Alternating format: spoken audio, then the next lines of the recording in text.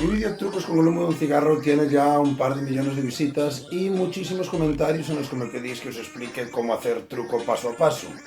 En este tutorial empezaremos con el primero, que consiste en hacer unas pompas de jabón rellenas de humo. Para ello necesitaremos una botella de plástico, jabón de lavar los platos, un vasito de agua, unas tijeras y un plato, ni hondo ni llano, ¿veis? Más o menos, pues una pequeña curva. En primer lugar, debemos cortar la botella más o menos por la mitad.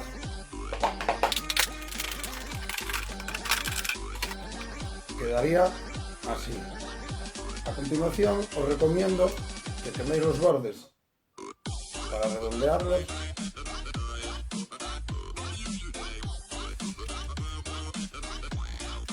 Además de no cortar, tampoco romperá vuestras pompas. Pondremos un poco de Fairy en el plato, ¿veis?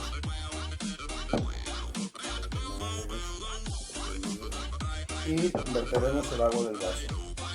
Lo removemos para que se esparza el jabón por todo el agua.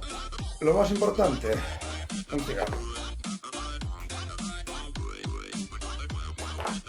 Como veis, quitamos el tapón, con lo cual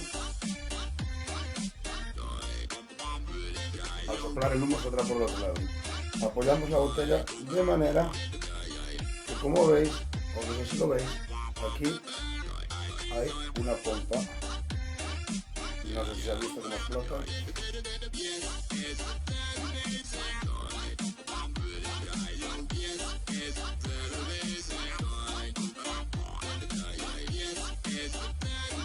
¿Visteis?